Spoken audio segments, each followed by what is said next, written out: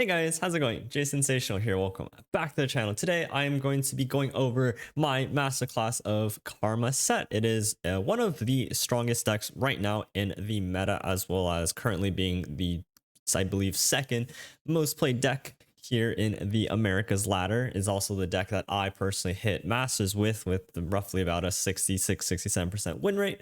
And I believe the deck is phenomenally strong, as well as a whole lot of fun if you are a degenerate mana cheating Ionian player like me. But in this video, we will dive into everything that I have picked up over my process of climbing with Karma Set, and I'll talk about the intricacies of the deck, starting down from the mulligans all the way to how to play it, how to combo it out, and a little bit of tips and tricks straight from the source itself. But hope you guys sit back, relax, be ready to absorb some knowledge, and I hope you guys enjoyed the video. Thank you guys so much, and take care. But first of all, let's start off with the deck, the overview of the cards, and we'll talk a little bit about the mulligan. But first, this might come to a little bit of a shock, but this is actually probably not the typical sort of Karma set you will see on ladder. You guys are probably used to the PNZ version, and we'll talk a little bit about that later. But this is the version that I played, albeit I changed it after I hit Masters and did most of my climbing with, but fundamentally still quite the same deck. I'm instead playing a Karma set in Freljord, and I'm going to make the argument to you guys that it is potentially even better than the PNZ version, not only in a competitive sense, but also when it comes to just general laddering. Now, as a little bit of a forewarning before you guys just click off the video thinking that this doesn't apply to you if you want to play Karma Set in PNZ, fundamentally, the two decks are the same thing. Just with slightly different tools, but they still want to do the same things. They still combo exactly the same. There's really nothing different about the decks and how you approach them and how you play them. So no matter what version of Karma Set, maybe you even have your own version in Targon or whatever it might be, fundamentally, all the aspects stay the same. You still have a lot of Ionian tools to stall, but instead of the PNZ removal, you have cards like Avalanche and Flash Freeze to help you out in the mid game. Now, the big question of why Freljord is the ramp that we get access to within this deck. We get both 3 copies of Winter's Touch as well as 3 copies of Wild Mysticism. And these cards allow you to ramp up in order to get to that Enlightened turn with Karma faster. Because if you guys have any idea or you have seen this deck in action, the deck doesn't really do much until it has 10 mana crystals. For PNZ, that's going to be turn 10, but why wait until turn 10 when you can be ramping once, twice, and getting that done faster on turn 7, turn 8, turn 9. And the faster you can get to there, of course, the less time your opponent has to kind of catch up or end the game, right? And of course, being able to ramp and doing your things faster is very, very fantastic if you ever bump into a Karma Set mirror, which probably isn't very unlikely given the nature of the current ladder in the Americas, or well, in any region, really. Karma Set's still a very popular deck. And if you can ramp to your 10-10 faster, well, you just pretty much win the game, right? So that is my argument for Freljord. Now, because we are in Freljord instead of PNZ, there will be a few differences that we have to kind of adjust for. And that's namely just a less card draw within Freljord. In PNZ, you have access to Formula, which is an extra draw spell that is very, very important because at the end of the day, we are a combo deck and need to draw through our deck to assemble our combo. So we have copies of Vestayan Disciple, 2 of them, which you normally don't see in the PNZ version. And we have a copy of Ionian Tellstones, which fundamentally, again, can help as a little bit of stall if you want to use Gruesome Theater, as well as a little bit of draw if you want to use the Ritual of Renewal. But outside of that, again, pretty much the exact same. And right now we'll compare it a little bit to the PNZ version, or at least, within the same amount of cards. PNZ has some benefits, that mainly being the extra removal and interaction it has, having the high notes and mystic shots, the aftershock, the caustic rifts. It can definitely be a lot better into more go wide strategies, such as Samira Fizz, Samira Leona, whatever smear deck it might be. And help you to thin out the board in order to stall faster, right? Now, on the flip side, from the Freljord side, we have the ramp that will help us get to the late game faster. So, of course, there's less turns that we have to stall. And we also have our own tools, such as Flash Freeze. Now, PNZ version might be a little better into those go wide boards, but the damage based removal is also susceptible against decks that have ways of protecting their units. These are things like the Mossy decks with Form Up. You have like the Cane Trox that has the Momentous Choice or the Spell Shield card, and cards like Flash Freeze are just a lot better into these kind of mid-range strategies as well. Even in something like Ash LeBlanc, which is super popular these days, if you get your removal kind of countered by something like a Elixir of Iron, that can be quite devastating if you invest most of your turn or most of your mana into doing something, but that not really working out, which is why I give some points to the Freud version as well. But again, fundamentally, at the end of the day, these decks do exactly the same things. They want to do they have the exact same cards that they want to play out. But you know, the cards they play are going to be a little bit different, even though fundamentally, again, they pretty much are the same deck. So whatever you want to take away from this video, I will try to generalize it overall, so it's not completely locked to the Froyo version. But of course, some things just like ramping, freezes, things like that are going to be a little bit different. That's going to be a quick overview of my version of the deck as well as the general version of the PNZ deck. You can find both these deck lists down below in the description, but we'll jump into the mulligan. So when it comes to Karma Set, I think this is actually a really fortunate time for anyone trying to get into or learning how to play these kind of late game Ionian decks, because I believe that Karma Set is probably one of the most straightforward as well as one of the most linear Karma decks that has ever existed within the game. And I believe that that itself comes with a relatively lower skill level needed to play the deck, because there's a lot less decision points. Your combo is going to be the same every game, and you have units that you want to play proactively. You know, you have the 3-drop and you have the 4-drop, right? Now, when it comes to the mulligan, this is also relatively simple, especially when you are playing the Freya version, because there's very little things that matter besides the ramp, or at least these are things that you should be highly prioritizing in your mulligan, and that is going to be your 2 ramp cards, which is Winter's Touch and Wild Mysticism. Now, as the nature is of a combo deck, if you can assemble your combo in the early or in the mulligan, then you're going to be pretty happy, right? And those are things like Karma, of course, Set, and Place Your Bets. Now, Place Your Bets, just take a quick mental note, is the most important card to have in your hand after you have leveled Karma, but we'll talk more extensively about why that is the case later. But just keep that as a mental note in your mind. Your entire combo is pretty much Karma, Place Your Bets, and Set, and then everything else is just to help you get to that Karma level up. Now, there will be some differences. Against slower matchups, I will keep Karma in my hand. These could even just be like mid-range matchups like Aatrox decks. It could be other control decks like Jack Seraphine, Heimer Jace, whatever it might be. I'm free to keep Karma in hand and just sit there until I reach 10 mana gems.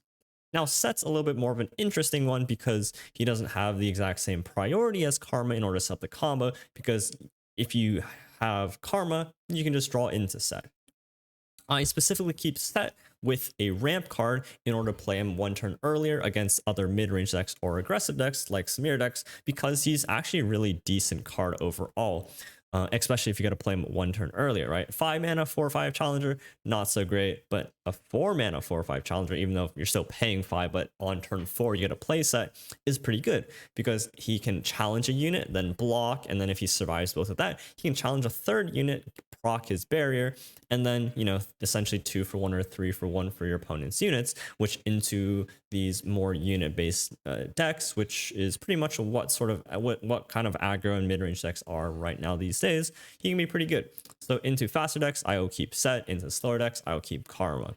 And outside of that, Vistine Disciple, pretty high priority, because again, we are lacking a little bit of card draw in the PNZ version, so I will keep him in the mulligan because he also does slot into our ramp cards, right? If you play him for 1 mana, we can still ramp Winter's Touch or Wild Mysticism on turn 3. Which is also why in the Frogger version, I don't have the Accountant card, the 2 mana card, because it is a little bit awkward. You cannot play Accountant with Wild Mysticism on turn 3. You can only play it with Winter's Touch, and that makes it a little bit awkward if you can't play it on turn 2. But again, high priority, very simple. There's 6 cards. Ramp is the most high priority, and then pairing that with either Set or Karma.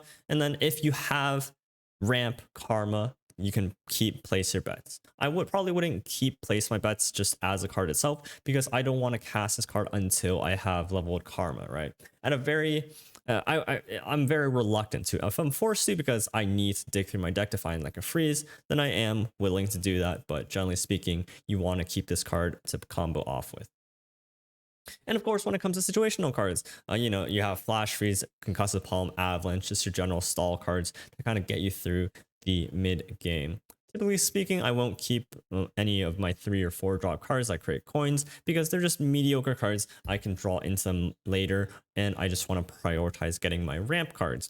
And which is why I think it makes this deck very, very simple and very, very straightforward, because I think you only have one game plan to follow, and it's very easy to just look at that and go forward with it. All right, let's start off our first mulligan against Kane Aatrox. This is a classic mid-range deck. You've seen it past seasons, and it has still maintained the same deck today. Now, again, let's go back to the mulligan, right? Let's think. What is high priority? We want ramp, we want our champions, we want to set up our combo, right? Now let's look at our attack tokens, and let's look at the cards in hand. We have set and ramp, which is fantastic, especially against this sort of mid-range matchup. This is just an easy keep, both of them.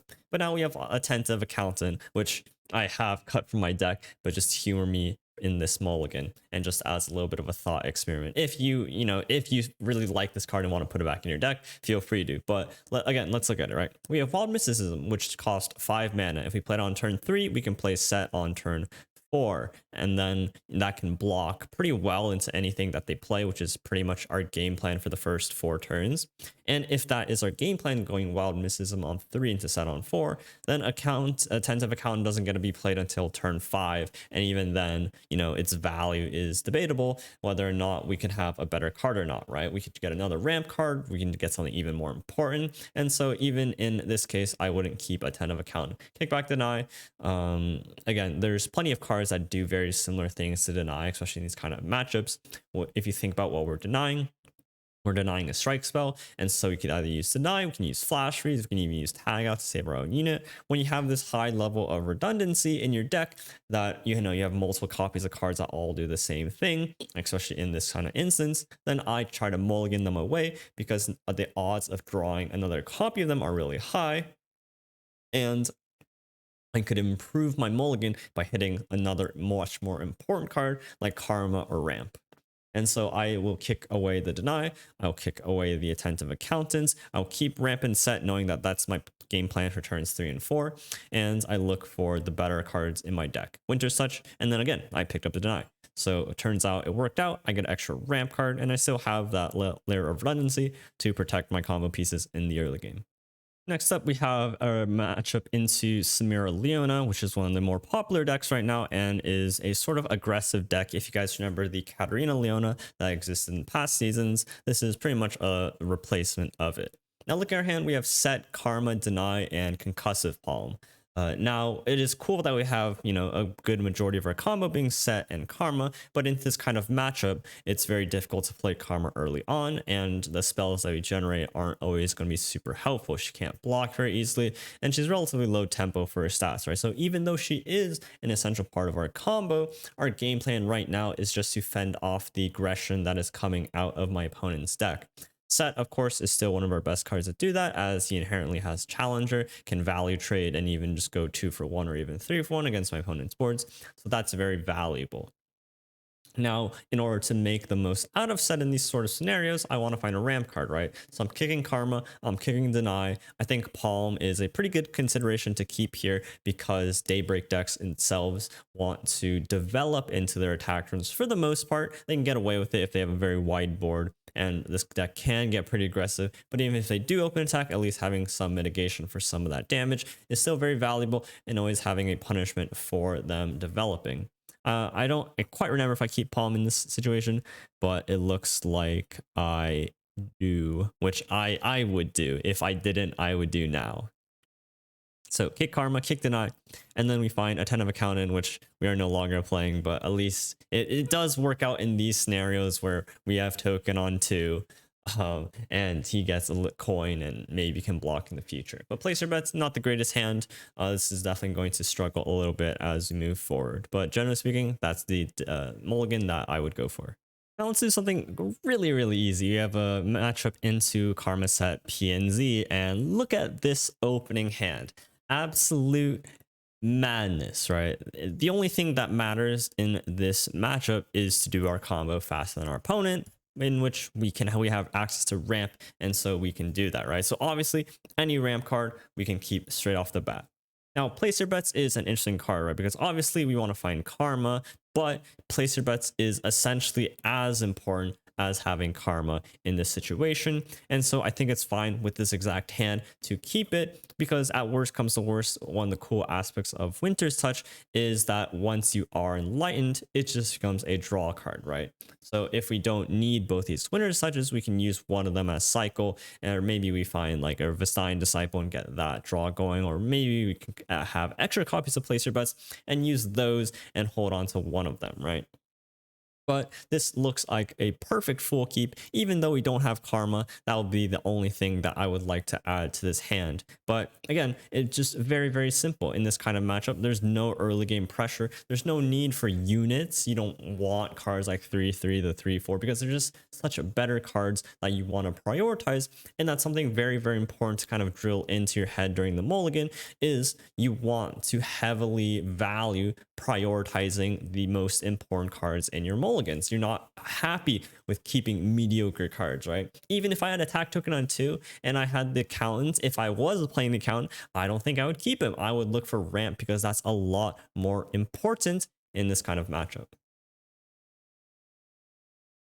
Alright, so now that we have a good conceptual understanding of the deck, as well as a good understanding of what cards we value in the mulligan, let's talk about the goals of the mid game. And this is essentially any turn that is before you have 10 mana crystals. That's the mid game. the turns before you combo. And there are 3 basic goals of this mid game. The first one, of course, is to just simply speed up your game plan. The second is to assemble your combo pieces. And the third one's obviously to just not die, make it to that 10 mana crystals, right? Now, because we are highly prioritizing ramp in our mulligan, this pretty much ticks itself off. This is something you are straight up looking for in the mulligan, and generally comes off pretty easy. You're mostly ramping on that turn 3, turn 4 when you can. There's, generally speaking, not a lot of better plays you can make, and if you ramp now, you'll get that mana investment going into future turns, so you have more mana to spend now, right? So if you ramp early, you have more mana later. Now, of course, you might have to take turns off to play like Concussive Palm, Set, things like that, but try to prioritize ramping your mana crystals early and make use of the mana later. Now, there again is really cool parts where we have 6 ramp cards in our deck. We won't need to use all of them necessarily, and they actually have really cool value we can use outside of using them strictly as ramp tools. Winter's Touch can be used as draw, and while Mysticism can be paired with Karma to summon 2 6/6 overwhelms. But again, we'll touch more on these small tips and tricks later. The second one, of course, is to assemble your combo pieces. You need Karma and you need draw. If you don't have exactly place your bets, then some other form of draw to pair with the karma is very important, because we need to be able to cycle through our deck once we hit that 10 mana gems. Something like Winter's Touch, Shimon Wins off of a Vastine Disciple, or even just the Tellstones to find the draw card, the 4 mana one. A secondary part of our combo piece that isn't necessarily just card restricted is just having 2 or 3 coins by that turn, by that 10 mana gems. And the reason we want to do this is because it just helps alleviate some of the mana that we're going to spend, right? Place your bets costs 5 mana, set costs 5 mana, Karma costs 5 mana. Having a few extra coins in hand for that combo turn, while isn't totally necessary depending on how much mana you have, can really help you alleviate some of that mana concerns going in, and just ensure that you can do everything you need to end the game as fast as you can. And of course, the third one is to hold on to place your bets if possible, because that is the one singular card that you would love to not have to use as simply a draw to. Now, of course, again, the third thing is to not die. Use your solve tools wisely. Things like Palm, things like Flash Freeze can be very, very pivotal at slowing down your opponent's game plan and pairing them up with like blocking with set in order to kill things on top of the Flash Freeze, stunning, scout units, things like that. Prioritize having or think ahead of using your stall cards. You do have very limited copy of these and you won't be able to make it all the way through if you just kind of use them willy-nilly. Use your Nexus health as a resource. You can go down to 5 health. You can go down to 3 health. There's very, very little burn in this meta. There's not a lot of decks that threaten you when you get to such low health outside of Samir, outside of Noxus decks. So understanding the matchups, understanding which matchups have burn, and understanding which matchups you can go down very, very low. Because again, you also have cards like Smooth Mixologist that gives you a little bit of extra healing throughout the game. So if you don't need to use a card like Palm, or you'll find more value out of Flash Freeze in a future turn, then utilize your Nexus health as a little bit of resource. And of course, with our deck, we also have the added benefit of just having extra units in our deck. We have the not professional bouncer, but the 3-mana 3/3 Smooth Mixologist, extra units in our deck to use to develop, get some coins out of to hold on to for combo turns, but also use them just as a few chump blockers to get us through that mid game.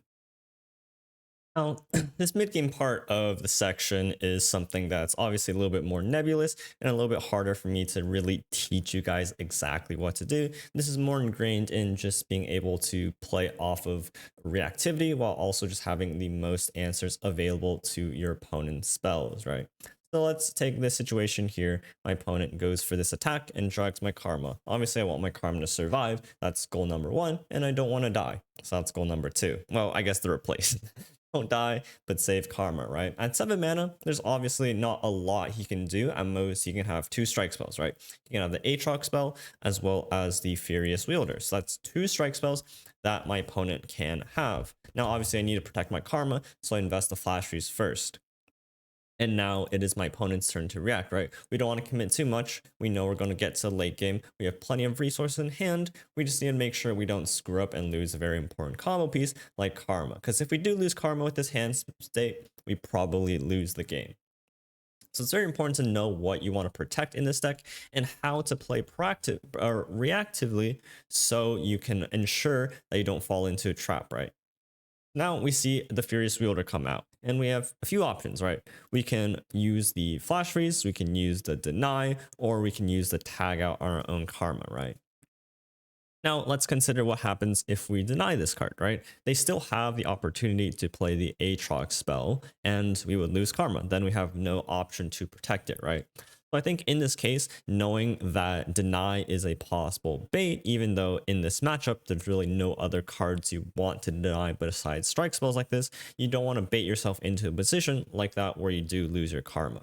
And so the only correct play or the only wrong play this turn is to play Deny, because there is a possibility that they do have another strike spell. And this is the kind of reactivity or the level of reactivity that you kind of need to have a good understanding of in order to kind of get through this mid game, which I think is where a lot of people can have a little bit of difficulty, because that is innately one of the harder aspects of this game, but of course is applicable to pretty much any sort of deck out there. And so you notice that I will go for the tag out here instead. I don't really have a play next turn. What's also really funny about specifically this deck is that I don't actually want Karma on board at the end of this round, because looking at my hand state, it's very, very full. I don't want Karma to generate me another card. I don't really have a play next turn, and I can use the Deny next turn as well. And then now you'll notice that he did indeed have the second Aatrox spell, which I correctly sort of realized and saved the Flash Freeze for. Now I'm slowly beginning to empty my hand in preparation for my pop-off turn, right? I have Karma, I have Place Your Bets, so I need to start emptying my hand space in anticipation. I've saved my Karma, I've utilized my resources properly, I've played around my opponent's cards, and I'm putting myself in a position where I can set up for the combo turn. The second aspect I will quickly brush up upon, because it is slightly more relevant nowadays than it is maybe in other metas, is just the idea of blockers for health. Right now, there's not a lot of removal in the game, and there's not a lot of burn. And so a lot of damage that you will take is through board, especially into Ash LeBlanc, which is a pure mid-range deck, right? So going back, you'll notice that I do not attack with the Feral Mystic here. And you might wonder, well, you know, they're probably not going to block the LeBlanc, right? So why don't take the swing for 2 damage? Number one, damage is not relevant. You really don't care about how high your opponent's health is, because when you win this game, you just completely dominate and smash it, right? So it doesn't matter if your opponent's at 18 health versus 16 health. So the first tip is your opponent's health doesn't matter, which means that, you know, you'd rather just, you don't need to swing in with your units if you don't feel like it, essentially. Now, of course, with Vasine Disciple, with Accountant, getting those strikes in generates you value, but otherwise I don't attack with it, right? And the second aspect is this idea of blockers for health, right? My opponent's deck does not have any, or doesn't usually run ways of utilizing the Overwhelm keyword. And so I know that any blocker I have will usually block for 5 health.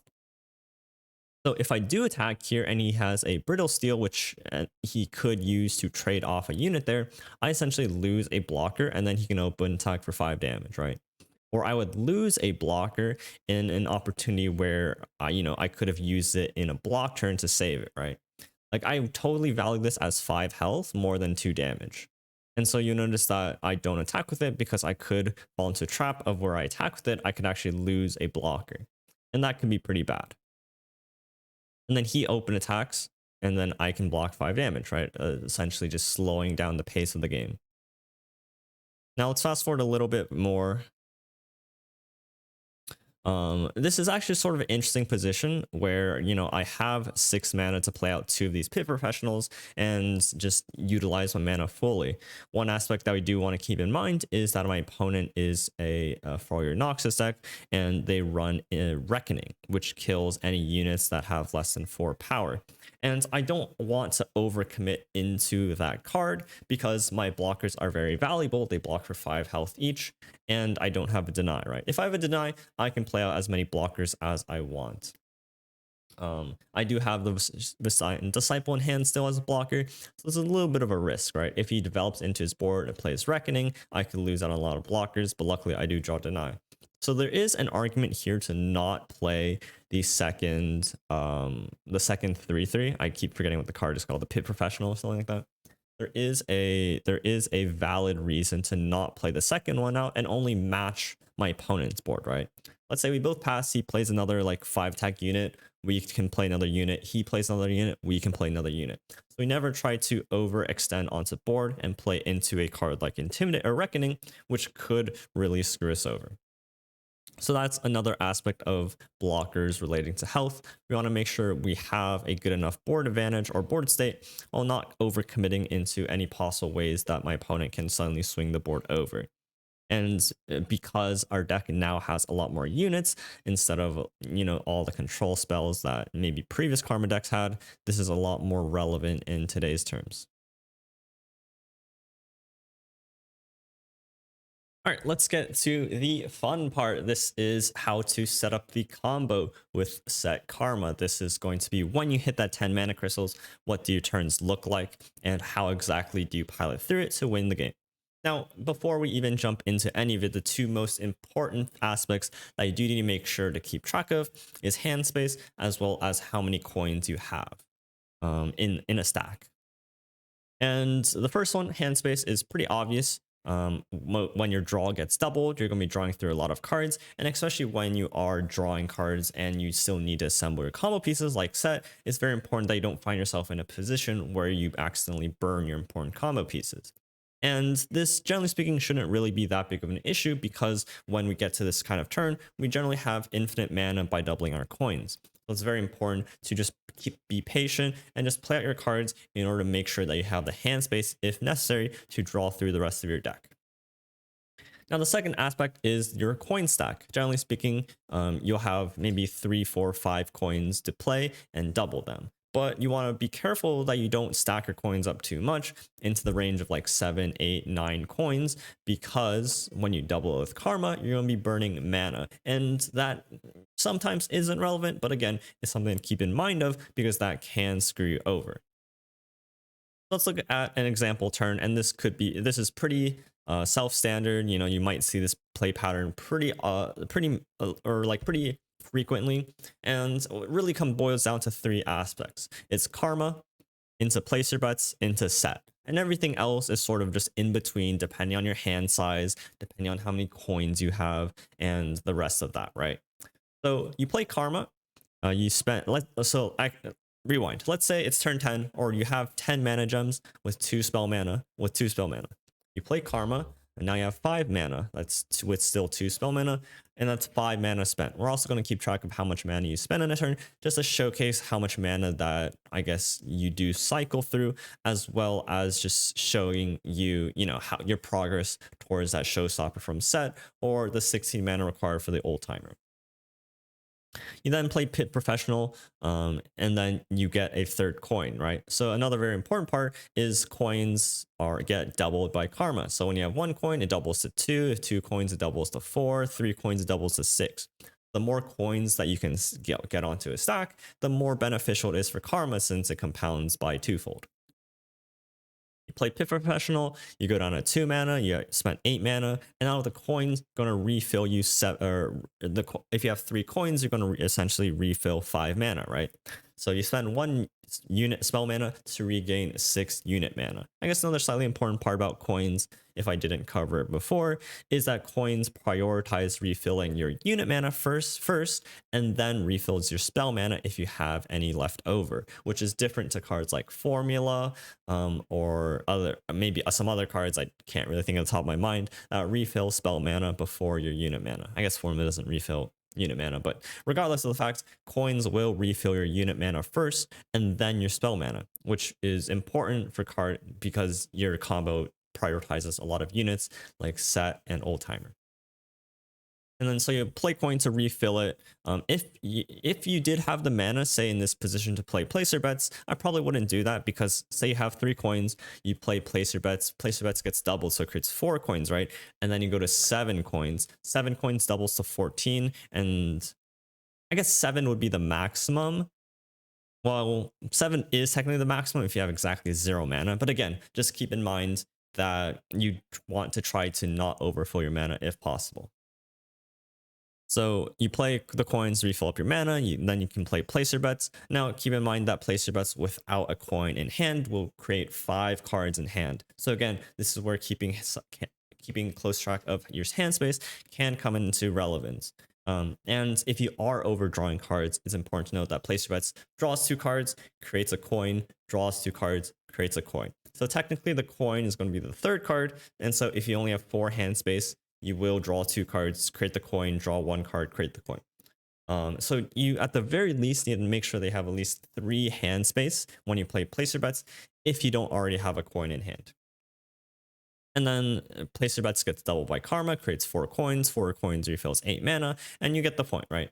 You'll notice that in this turn, when we just simply play out these kind of cards, we will be able to spend upwards of 20 mana just simply by this, and you can spend a lot more mana overall. So you don't need to feel pressured to level set before you have 10 spell mana, although naturally you will probably spend at least 20 mana. It is very, very easy at this point to just spend mana, level set, and create showstoppers. It's not really something you have to worry about, and this combo is, I think, relatively, I'm not going to say simple. It will take some time to kind of get used to, but it is very consistent. You are going to be doing the exact same thing in the exact same scenarios across multiple different games. Now, placer bets might be a different draw card, either Formula or Winter's Touch or something else like that.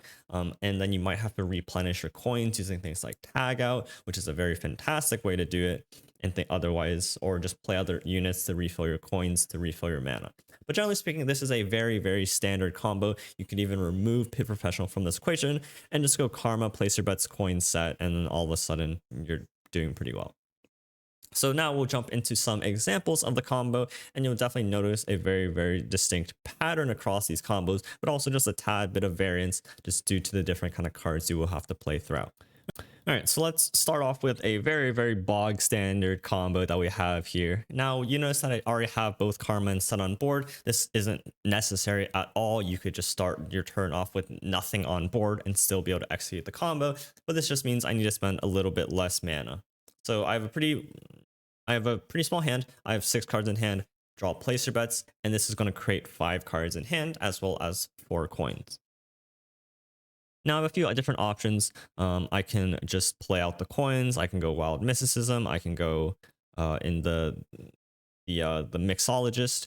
And I'd opt for the mixologist here because I am keeping mind of my mana as well as my coin stack. At this point, it's very hard to go wrong, but I play out the mixologist. I go to 5 coins and I have 1 mana left over, which means that I can refill my mana and go back to 10. This leaves the option of going old timer or just playing out the set spell and going wild mysticism. I can even tag out my set to replay it. I have a lot of options here, right? And it's pretty fluid in what I want to do because I just have so much mana. And you'll notice that this is pretty common at this point, just having all the mana that you pretty much need to pretty much do anything you want. And it feels very, very easy to kind of just go through your turns here. Now I do at least want to proc my set this turn, so I'm not going to be ending my turn. At this point, you're also just pretty much winning the game on the spot. You don't need to feel pressured to not be able to win the game once you are set up in this position. This is why old timer is really good for this. It kind of puts a fork on your opponent where you are probably creating the showstopper. Old timer itself deals 12 damage to your opponent's face, and if they redevelop board, you can challenge it with set. So it is a very, very good and powerful fork. And then you notice that I still have the showstopper in hand to kind of finish. Let's go off with another pretty bog standard combo. We have both Karma, Set, and Place Your Bets in hand with, I believe, a 2 coin stack here. So we start off with Karma. You do always want to initially start off with Karma. If you start with Set, you're going to run into mana issues potentially. So you always want to start with Karma, do your coin things first, and then play Set at the near the end of it when you don't really have too many more things to spend mana with. Because you might want to draw more, maybe you want to figure out you want to draw more cards, you want to play more coins, things like that. So here's an actual sort of interesting situation. I only have 2 coins in stack and I have a Place Your Bets. Now I don't need to empty any hand space, and 2 coins going to 6, it's actually probably pretty good. So if I do want to play Place Your Bets this turn, which I am most certainly going to be doing, I probably want to even just play Place Your Bets first and then the coins. But really, realistically, it doesn't matter too much here. I just lose out on, I think, 1 or 2 mana. But in this position, if you are going to be playing both Place Your Bets and Set with only 2 coins, now if this was 3 coins, I'd probably play Set into the coins first. But because this is only 2 coins, I think that it's better off to play Place Your Bets, go to 6 coins, and refill the most mana that you can get out of it. But anyways, I believe to just play Set here, and then I coin to refill mana in order to play Place Your Bets and kind of pop off. But again, you notice a very, very common trend or theme or pattern here in the way that you play out your combo pieces. I don't know why it takes so long to decide here. It's relatively straightforward. Maybe I'm just counting my mana just to make sure. But I can go Set, it leaves me with 3 spell mana. I play the coin, it goes up to 6 mana, which leaves me enough mana to play Place Your Bets and the coin. Well, another important thing to notice is that the coin does cost 1 mana. You can't play the coin without 1 mana, even though it refills you more than 1 mana. So that can put you in a trap where if you have 5 mana, you can't play Place Your Bets if you want to play something else this turn. Again, something very, very important to note there that could trip you up. But if you have no coins in hand and want to play Place Your Bets, make sure you have at least 6 mana. And then you just can continue to chain off there. Place Your Bets refills 4 mana, which doubles to 8. So I'm going to have 8 mana. I can replay Place Your Bets and just continue to chain off there as long as I want, if necessary. Let's see what I actually do here. I could like play old timer, but I don't have access to deny, right? So if I replay Place Your Bets here, I go down to 3 mana, I create 4 coins, I go down to 2 mana. Do I go back to 10? Yeah, I go back to 10 here, right? I could replay Place Your Bets, go back to 10 mana, but then again, I can't go old timer plus deny. You have to think a little bit ahead with your mana if you do want to kind of chain off with coins.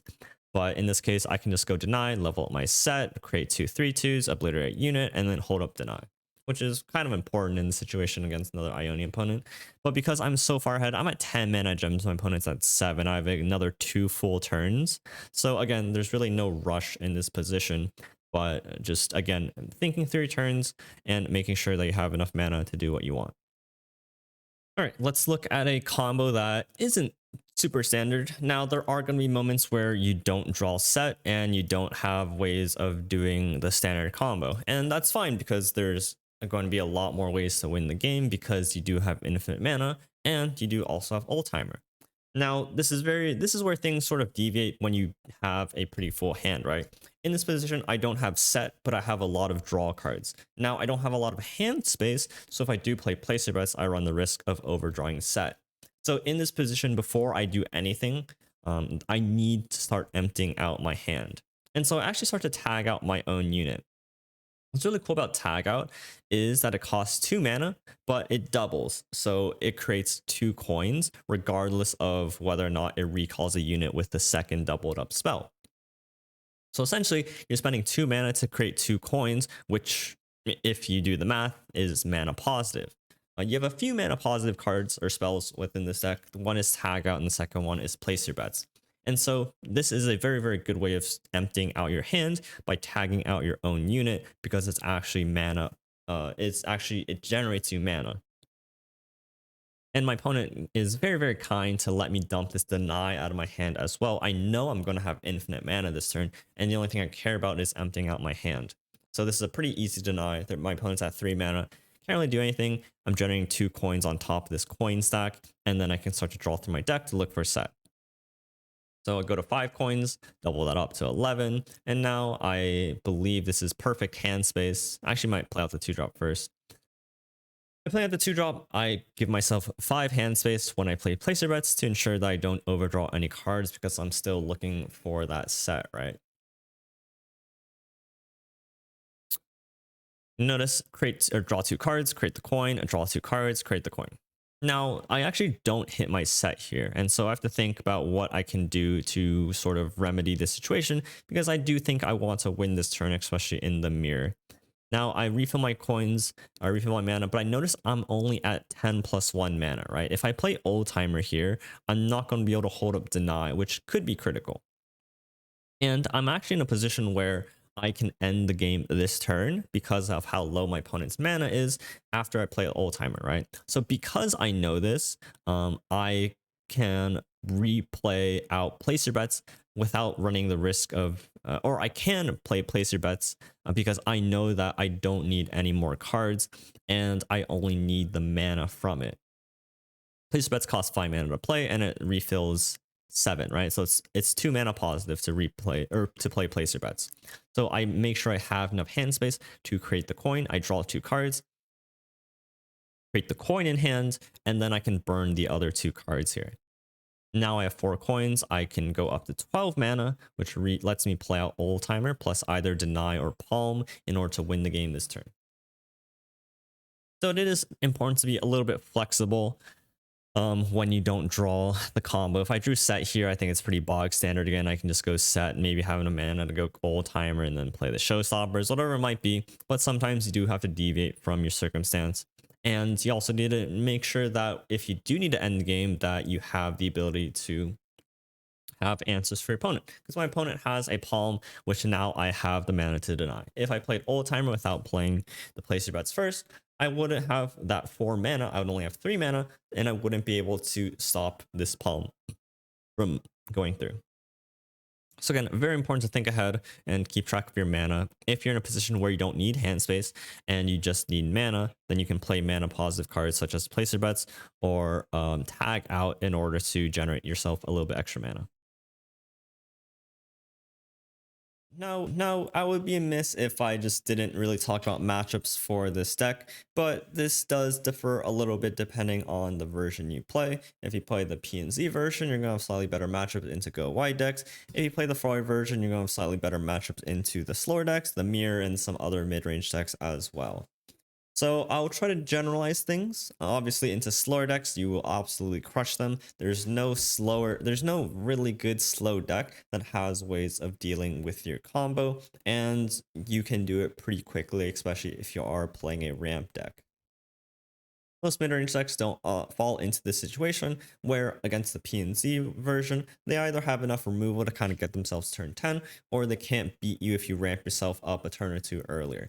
So decks like Kane Trox, especially decks mid-range decks without rallies, when you play into like the Vayne Aatrox that has the tumbles, or you're playing against like the Quinn Cataclysms that again can abuse ways of rallying on your turn or just really applying extra pressure through rallies, then that's where matchups begin to get a little bit tough, regardless of which version of Karma you're playing. This has always been true across any sort of slow-ish Ionia deck. Any deck that has decent mid-range cards, that has rallies or has spell shields, generally speaking, does quite well into you. Or just decks that can go very, very wide and threaten a lot of damage across early turns. So things that do come up to mind are Smear Fizz, the Smear Leona decks. These definitely have the ability to race you down, have the ability to play around removal, and have the ability to rally and pressure you on turn after turn. So generally speaking, into these kind of decks like Smear Fizz, you're going to have issues. Ash LeBlanc is kind of unique, that falls under a similar bucket as Smear Fizz, where it does have the ability to just play for a lot of stats. It can rally with Incisive Tactician, with LeBlanc spell copying that. But it does have bigger units that are more susceptible to cards like Concussive Palm, to freezes, and things like that. So this can be pretty flippy depending on what kind of units they play and how aggressively of a curve they draw. If they draw like their Trifarian Assessors and Glory Seekers early on, you just don't have units, or your removal gets kind of just blocked by like Elixirs of Irons. This can be very difficult because all of your units have very, very high power levels. But if you can slow them down, there's really no way that they can beat through your board because they don't have any keywords such as Overwhelm in their deck. Now, there's also going to be a lot of slow decks in the meta, like the Jack Seraphine deck, like the Bandle City Noxus decks. There's some occasional Darkness decks. Any sort of slow deck that tries to play for control against decks like Smear Fizz has no way of pressuring you in the early game and has no way of disrupting your combo. So that's just a very, very broad spectrum of matchups for this deck. And it definitely comes down to just personal level of experience playing the matchup and piloting these matchups, or playing the deck and piloting these matchups. So generally speaking, go wide, fast, burn kind of decks. If they can go 6 wide on like turn 3, that's going to be very, very tough to beat. If they can rally multiple times, it's going to be tough to beat. If they can't do that, if they just play block units, if they play 6 drops, 7 drops, freeze, palm, recall, they're done for. They can't apply pressure, done for. That's just a very broad spectrum of matchups for Set Karma as a deck overall, and are going to jump some tips and tricks before we cover some feature games. Now, some very important tips about Set is that Set doesn't actually have to see you spend mana with him on board. You can simply spend 12 mana, play Set, and now create a showstopper in hand. Set also counts towards his 12 mana spent. So if you play 7 mana worth of spells and then play Set, you will still create the showstopper because that counts 5 mana towards Set, or spending 5 mana on Set counts towards his 12 mana spent. And even if Set isn't leveled, you notice that I leveled Set by playing him, and he still created a showstopper in my hand, despite the fact that he, 1, didn't see me spend 12 mana, and 2, wasn't even leveled before I spent 12 mana. Another cool trick you can do with Set is by bouncing him and replaying him on the same turn. You'll notice that he's currently 10 out of 12 to create the showstopper, so I will play the tag out, which is the 2 mana last that I need to spend to create a showstopper. Now, this will create showstopper while also recalling Set in hand. But now I can replay out Set on the same exact turn, and because I've already spent that 12 mana, I can just get a second copy of showstopper on the same exact turn. Now, this isn't always going to be relevant, but it can help you out if you are in need of some removal. You can't win the game right away, and you just need to remove 2 units from your opponent's board. Or just deal 4 AoE across the board as well. Just very versatile. Just keep that in mind. Extra utility for cards such as Tag Out in your deck. And just be open to the possibility of bouncing your own Set as ways of just helping you win the game a little bit faster.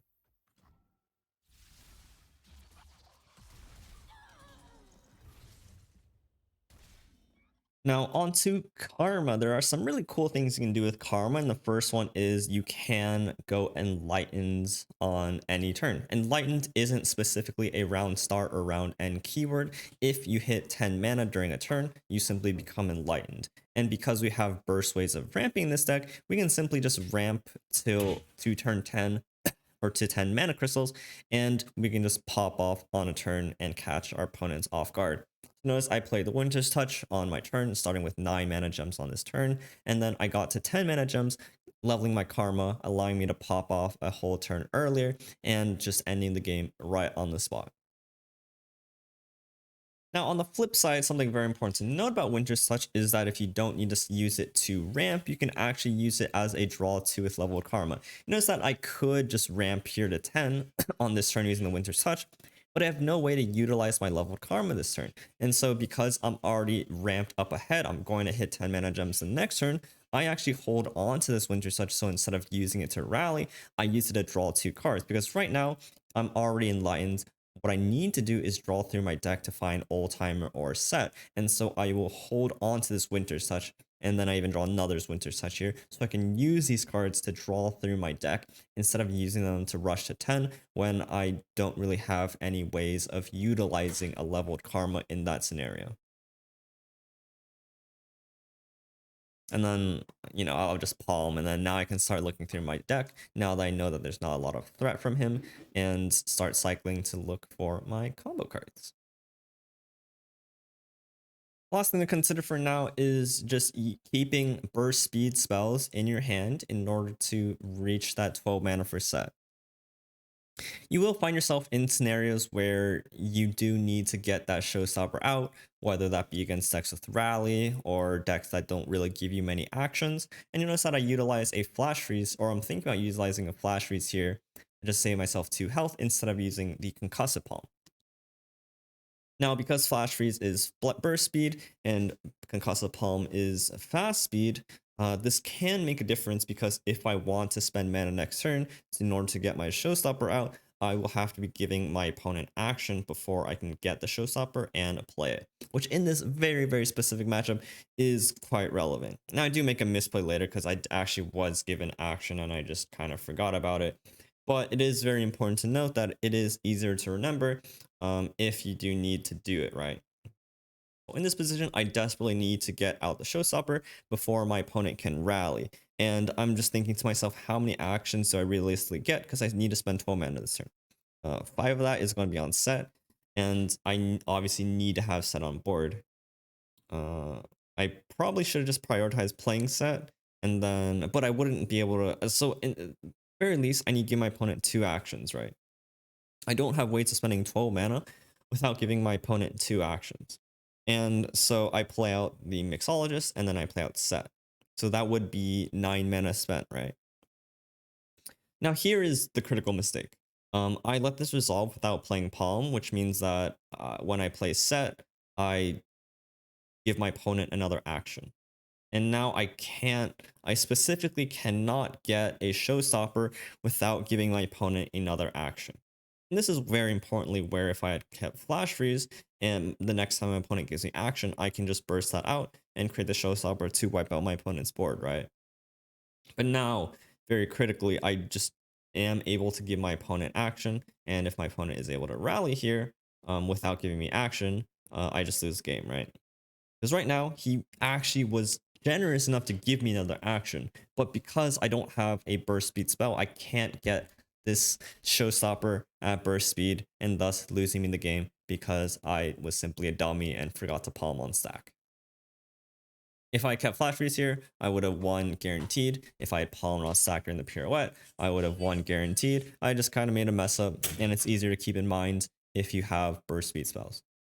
All right, that's going to wrap up the masterclass on the Karma Set deck. If you guys want to reinforce some of the knowledge I learned throughout this video, I will leave a example game after this little clip, so you guys can go watch through that, look through some of my thoughts throughout the entire game, and look through the game, what it's like going from turn 1 all the way to that combo turn. But I hope you guys enjoyed the video, and I hope you guys learned something out of this if you are inspiring to pick up this deck. Let me guys know what you guys learned. Let me guys know if you have any questions regarding any aspect of the deck itself. And I hope you guys enjoyed the video. If you guys did, consider leaving a like and subscribe to the channel, where you can find the highest quality guides to Legends of Runeterra decks on this side of the YouTube. But I appreciate you guys for watching. Enjoy the game, and I'll see you guys for the next one. Peace out, guys. Have a good one. All right, so for our feature matchup, we have a matchup here against Swain Alawi. Actually, a little bit of a bizarre deck, but as far as things go, just like sort of tempo Alawi Swain kind of deck. It's champions that do apply a lot of pressure. I think Maj and Bay put out a video of this deck and picked up traction for a bit. Now, this mulligan was a little bit weird. I didn't look as hard as for ramp as maybe I typically go for, but that was also because this deck is relatively new. And I was really worried about just how much pressure that my opponent could put out. But once I drew the wild mysticism, I decided to kind of pivot and look at my options. If my opponent didn't really have much of a play, I could play out wild mysticism. If my opponent did have a play, I could just play out the 3-drop. So just right off the bat, had a little bit of like priorities here. If my opponent didn't develop a 2-drop, then there's not a lot of pressure. If my opponent didn't have a good play, I could ramp, and I can still just play out my count this turn as well. So it was a little bit of an interesting choice there.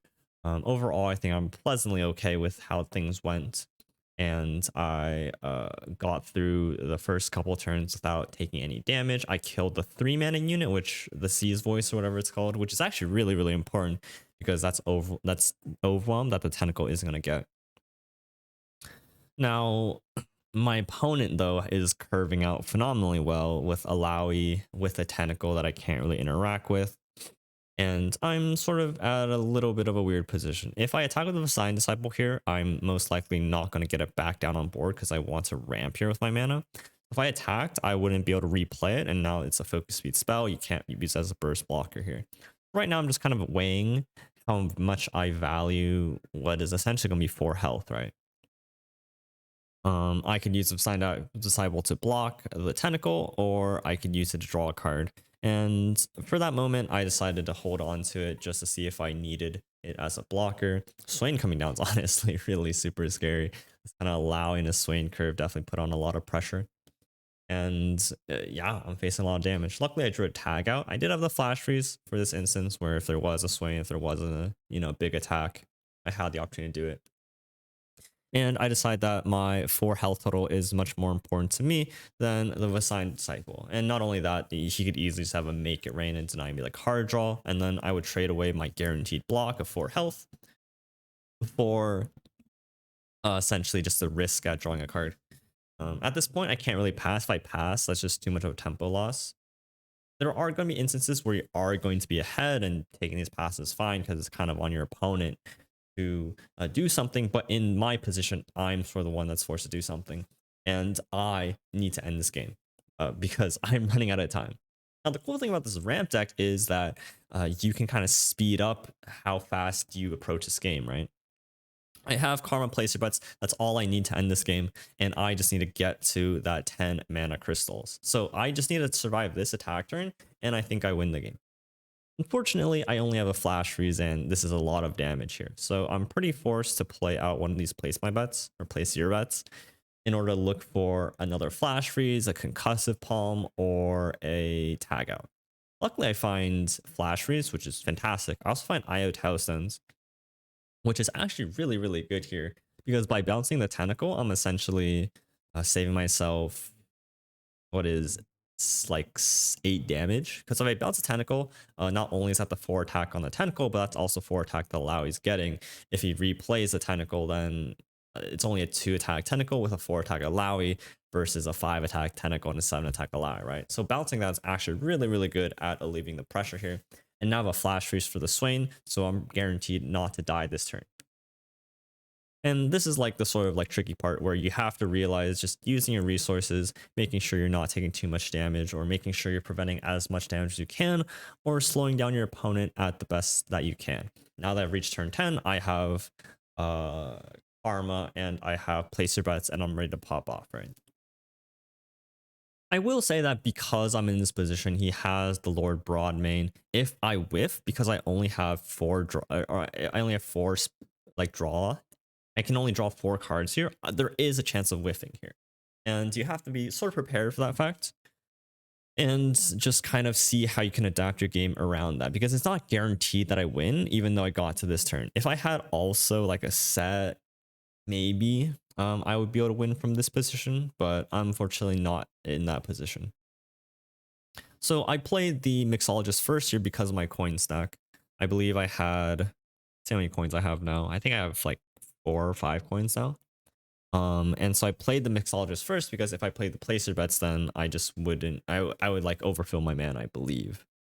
Hopefully I'm not like, I believe that's how I'm, yeah, 5 mana now, right? If I played the Placer Bets first and go to 8 coins, I'm wasting mana. And that's really not allowed when I'm so tight on mana here.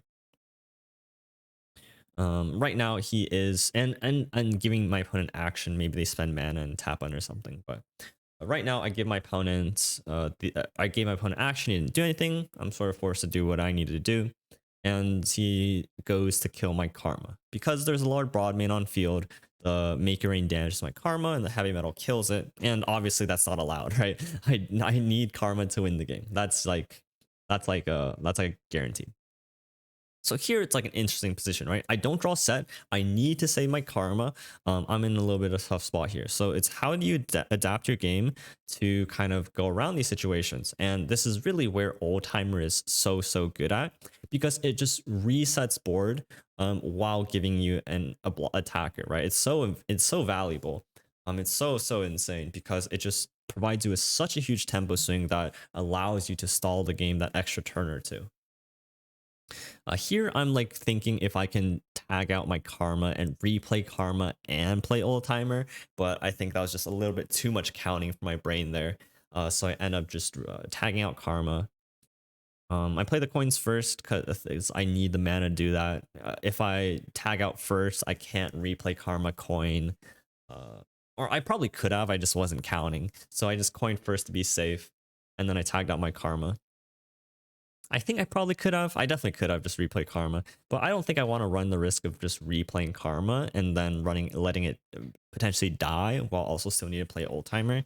I think that was a little bit too high of a risk. So I just end up playing Old Timer here and just reset the board. I don't think I could. I could definitely Karma a coin Old Timer, right? I would go to 5 mana, I spend the 1 mana there, refill 4, I go to 9. So I could Old Timer and then still just have 1 mana over. But again, that runs the risk of putting Karma at risk, and I obviously cannot let Karma die here. That's the one thing that I cannot let happen. So Old Timer just to reset the board.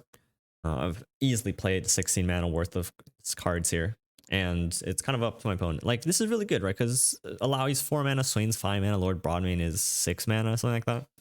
So he can't really play out these units really easily, right? Instead, he goes to the Make It Rain to kill off my Smooth Mixologist, utilizing the Lord Broadmane skill. I reset the board. I think he replaced Tentacle as a blocker. But very importantly, luckily for me, very luckily, he wasted, in my opinion, wasted that Make It Rain. So I actually get to connect with my Visayas Disciple here, which is super important because this hand is out of card draw, and I can double it with Karma to draw me 2 cards in the following turn, right? Super important that that happened. IO Telestone is actually really nice because I can heal to full health. Again, that slows down the game, draws me a lot of cards. I let this through. Old Timer's done its job. I can't really afford to protect it because I need to save my deny for Karma. But very importantly, look at the state of the game, right? My opponent used to have a full board, or a really big board. He had both champions on board, but now he can only play Broadman. Now he can't replay any of his champions, right? I'm pretty much under no threat because of the Old Timer, which is a huge reason as to why I like him in my deck. The Sign Disciple gives me blockers as well. Old Timer again. And I can just replay Old Timer, right? And now he has no more mana. It's actually perfect, man. It's kind of insane. Because like Set and Old Timer accounts for himself. So as long as you spend 8 mana, the other 8 mana comes to Old Timer to activate its ability. And now, look, he used to have 4 units on board, but because of how expensive his units are, in comparison to how much mana I spent 60 mana this turn. He spent 8, 9. And that's it. He can't do anything. And now I'm just threatening lethal on open attack. If this open attack doesn't kill him, and but a Visayas Disciple hits, I can draw 2 cards. I have the Ion Telestones to draw me 4 more cards if I need it. Set does like 2 damage with Showstopper if I need as well. So there's just a lot of different possibilities I can go from here. But once you hit this state, you've pretty much won the game. most times you're going to win a lot more convincingly. You're going to have set, you just obliterate Swain, whatever. You take control of the board, set kills a unit, and you've just won the game. In this position, I just didn't draw a set, so my control of the game is definitely going to be a little bit worse, but luckily I generated the shared spoils, so I can kind of circumvent the part where I need to draw through my deck to find set. I can simply just kind of tutor units out of my deck, and I think the chance of hitting set are pretty high. So we shared spoils. We shared spoils. We play shared spoils. Come on. Come on. Let's go. All right, we play shared spoils and we hit a karma and a set, which is fantastic. Set's obviously easily leveled. It's just now how much mana have I spent this turn, and because I need to get 12 mana, right? If I get a 12 mana, Showstopper kills my opponent. He has no healing. I spent 2 mana this turn, and I need to spend 10 more. But I only have 8 mana. How am I going to get to 10 mana? Well, how you ask? Pit Professional creates a coin in hand, 3 mana itself. Coin also costs 1 mana, which is very important. Like all these mana, mana adds up, right? So I spent 3 mana here. I spent 2 on the Shared Spoils, 3 on the Pit Professional. So I'm at 5, and with 5 mana left over. I play the coin, I go to 6 mana spent, and I have 6 mana left over. If you guys are adding this up, that equates to 12. And as you can see, mana perfect to the dot. Dot my I's, cross my T's. Perfect mana to get out the Showstopper this turn. And that's really what the deck comes out to. Even if you don't perfectly execute your combo, you're going to find ways to do it so long as you are able to protect your key pieces. That is usually karma, but you saw how that old timer just really allowed me to slow down the game, find my win conditions, even just apply a lot of pressure, slow down what my opponent could even develop on board, and constantly just reset the board to my advantage, allowing me to draw through my deck, find my set, and the game.